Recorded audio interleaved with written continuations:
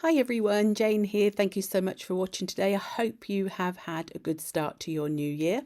Today I thought I would do some sort of watercolour plus collage in my Canson art book. I am very near to finishing this whole sketchbook. I think I counted after I'd done this page and I've got about 5 sides left, which for me is amazing. If you've watched any of my videos about art supplies I love, you will know this sketchbook is one of them because it's got the beautiful Saunders Waterford watercolor cardstock in it, and I just love it, even though I'm not really a spiral bound kind of person, but I absolutely love this book. So I've just sort of masked off the edges with some painter's tape, and I'm just going in with some of the Kuretake Gansai Tambi paints. Now these ones are from the Art Nouveau set.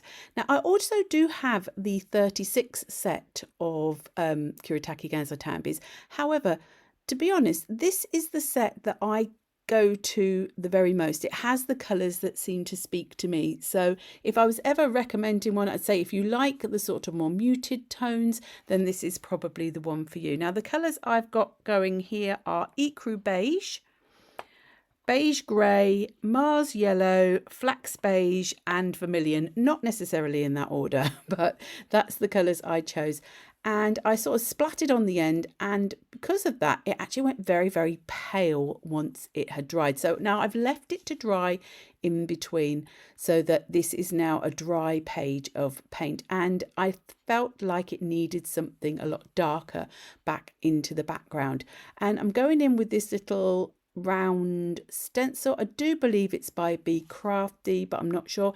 I will list what I've used as always in the description box below, but I no longer link things because companies change what they do. They change if they're even selling. I don't know where places sell to, so it's easier for you to either just look at what I've listed and see if you can find it, or use something in your stash that's similar.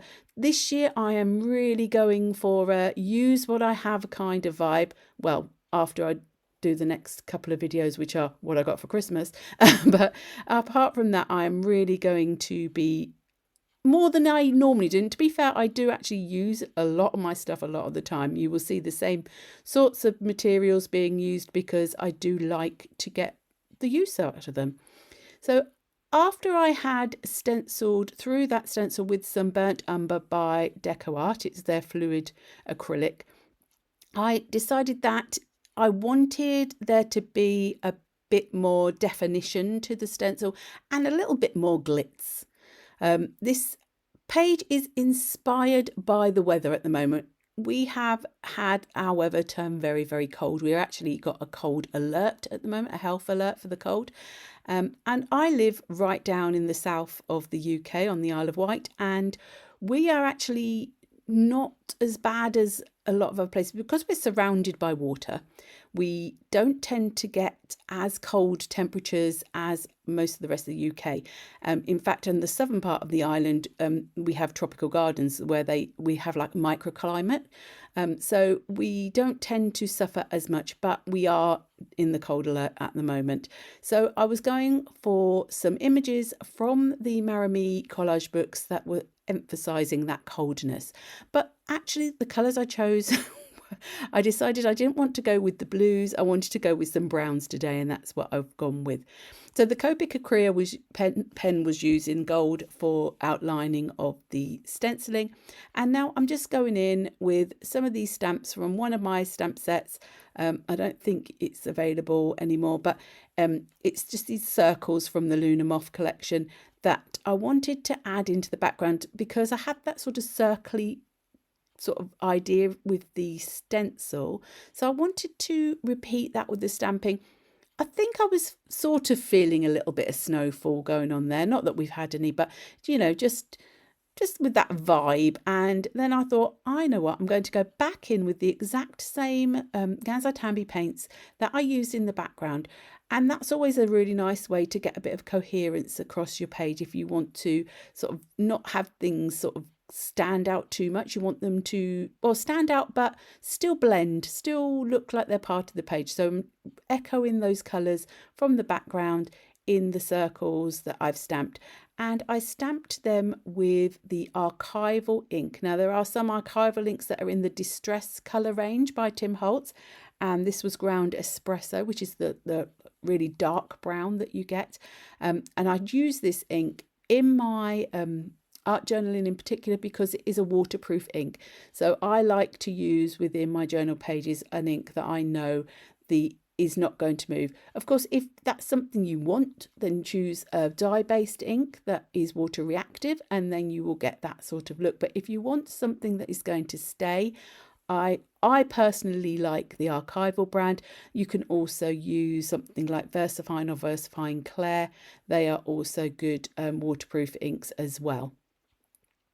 Now, I had chosen my main image from the Winter Stories, which is last year's winter book, and I'd also chosen a couple of bits from the Autumn Tales, which is, I'll say last year's book, the year before last book now, because I'm forgetting we've moved into a new year. And then the Autumn Tales was from last year. So I went with this little girl. She was actually one of the images from right at the back of the book that is like giving you some samples of what might be in other books or similar in other books. And I thought she was really cute. And she did have a penguin with her, but I actually changed what I wanted, and I thought that the mouse went with her better than the penguin. And then I chose a little hot chocolate from the autumn book. Now I'm using the Liquitex Professional Matte Medium. Gosh, why did I find that so tricky to say? To stick these down, and it's a very thin glue. It is a matte medium, is also can be used to work with acrylic paints, but on the bottle it does also say it was also suitable for using with collage. And so I use them with these thin papers. The papers in this book are sort of like a copier type paperweight. And once I had stuck them down, I put the glue on the page, I put it on the back of the images, and then I went over the top, and then I did give it a dry with my heat tool to make sure it's thoroughly dry before adding on the next layer.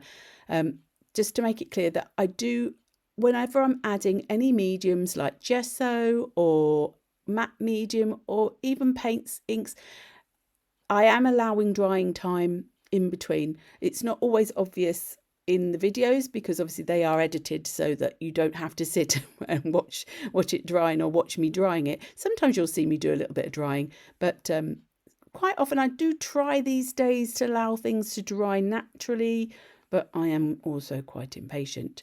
Now I wanted a bit of shading and shadow around the bottom in particular of the images so that it didn't look like they're just floating in midair. They are sort of grounded, they're standing on something. And I'm using the Derwent Inktense pencil in bark, and I like to lift it from the tip of the pencil with my water brush, trying not to get water into the wood, but I find I get a more subtle look and it's more controllable for me. You can of course just put the pencil straight onto the page and then water it out with your brush. I sometimes find, especially when I'm going up against collage images, that because you get a sort of a little bit of a lip where the paper of the collage is, it can sort of gather that pigment a bit too intensely, and then I find that it can be a bit tricky to water it out enough to get that more blended look. However, sometimes you want a more obvious line around your images, and in that case then sometimes that is the way to do it. There was a bit of a funniness going on at the top left of the page for some reason. I'm not quite sure why. Then I wanted to add a little bit of highlight into some of the areas of the page, and I felt that white would be too stark, so I went with this Arrtx marker, which is actually more of it's a slightly off-white, slightly cream colour. It is, let me just grab it and see, it is CO2. Sorry, it just made me laugh because it was a sciencey thing. So I just added those on. And then I grabbed this sentiment from the Lemon Creation Sentiments. You can still get Lemon Creation products digitally on her website, but she no longer provides physical products. But I love her sentiments. They're always good fun.